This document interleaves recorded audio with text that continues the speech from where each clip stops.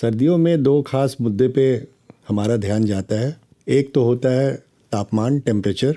ये डाउन होना शुरू हुआ है, अभी कुछ हद तक ही हुआ है और अभी बढ़ना है। दिसंबर बाकी है, जनवरी में तो अत्यधिक डाउन होके हो सकता है 2-3-4 तक पहुंचे रात के समय। और दूसरा होता है मौसम ड्राई हो गया, शुष्क। इन दोनों के असर से त्वचा पे जो बदलाव आती है, उस मुद्दे को हम यहाँ पे आपके सामने रखेंगे। क्या करना है, कैसे करना है। तो पहले इस ड्राई मौसम में स्किन जो हमारी ड्राई हो रही है, इससे कैसे बचा जाए।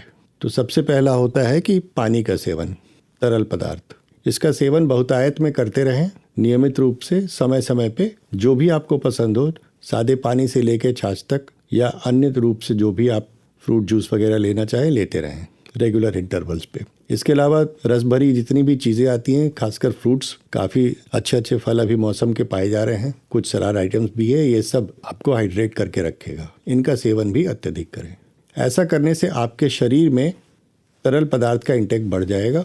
और दूसरा पक्ष होता है कि ये जो हमारी त्वचा खुले भाग में खास करके जो नमी छोड़ रही है, उसको भी हमें ध्यान में रखते हुए कुछ करना चाहिए। जैसे ढक के रखें, उसके ऊपर से मॉइस्चराइज़र का प्रयोग करके रखें, कुछ इस तरह से कि जितना ज़्यादा ड्राई आपका स्किन है, त्वचा है, मौसम जितनी ड्राई है, उतनी फ्रीक्वेंटली अप्लाई करते रहें। अब ये मॉइस्चराइज़र एज सिंपल एज कोई भी वेजिटेबल ऑयल हो सकता है, नारियल तेल, सरसों का तेल, ऑलिव ऑयल, आमंड ऑयल, जो आपको पसंद आए, जो आपको सूट करे। या पेट्रोलियम बेस्ड भी हो सकता है, वैसलीन और ये सब जो तमाम तरह के मॉइस्चराइजर्स मार्केट में है। बस यूज़ करने से पहले एक बार टेस्ट करके देख लें कि उसमें जो तमाम एड ऑन्स होते हैं वो आपको कहीं कॉन्टैक्ट डर्मेटाइटिस या एलर्जी तो नहीं कर रहे हैं। ये एक मुद्दा हुआ ड्राई स्किन।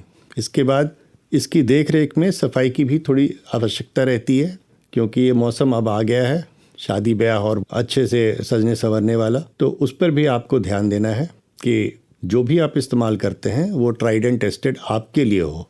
तो उसको भी उतना ही दे रखे जितनी देर ज़रूरत है। घर लौटने के बाद उसे भी हटा दिया करेंगे।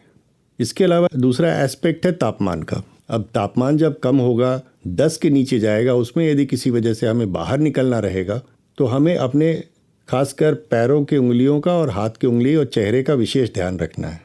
इस कंडीशन को हम लोग चिलब्लेंस कहते हैं, जिसमें तापमान बहुत कम हो जाता है और फिर भी किसी न किसी वजह से लोग अपने पैरों की उंगलियों और हाथ की उंगली को भी कई बार इस ठंड में छोड़ देते हैं। ये ना करें।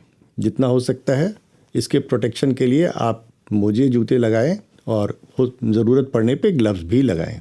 तो ये ठंड से बचने के लिए बहुत ज़रूरी है।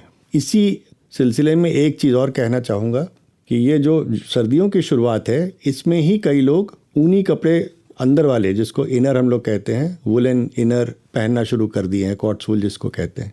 उस पर थोड़ा सा ध्यान रहे कि यदि आप सुबह निकल रहे हैं घर से 6 बजे तो ज़रूर ठंडक होगी, उसमें वो आपको आराम देगा।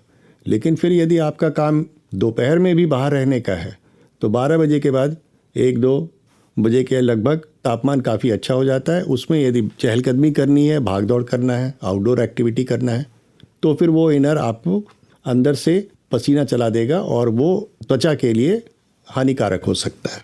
तो अनावश्यक उसका प्रयोग ना करें। घर से निकलते समय ठंड है तो ऊपर से स्वेटर, जैकेट, कोट कुछ भी डाल लें, जो तापमान के अनुसार थोड़ा बहुत उतार भी सकें, और बाद में शाम को जब ठंड हो तो दोबारा पहन लें।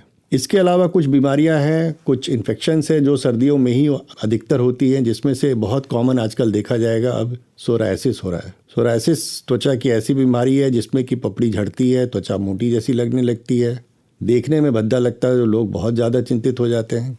इसमें 2 पार्ट में कर दिया जाए तो ज़्यादा अच्छा रहेगा। एक है कि ज़्यादा होने पर डॉक्टर से संपर्क करें, उसका पूरा इलाज कराएं। लेकिन गंभीर न हो इसके लिए यदि आप धूप का सेवन लेते रहेंगे, खासकर त्वचा को डायरेक्ट सनलाइट में, तो इसकी गंभीरता तेज़ी से नहीं बढ़ेगी या बढ़ेगी ही नहीं। तो इस विषय पे ज़रूर ध्यान रखिएगा इस स्थिति पे कि सोरायसिस के मरीज या टेंडेंसी वाले लोग जहाँ तक हो सके धूप में ही अपना काम करें। एक और इन्फेक्शन आता है जो है स्केबीज। इसमें बहुत छोटे परजीवी हैं जो स्किन के सतह पे कपड़ों से और घर में रहने वाले अन्य परिवार के सदस्यों से आ जाता है।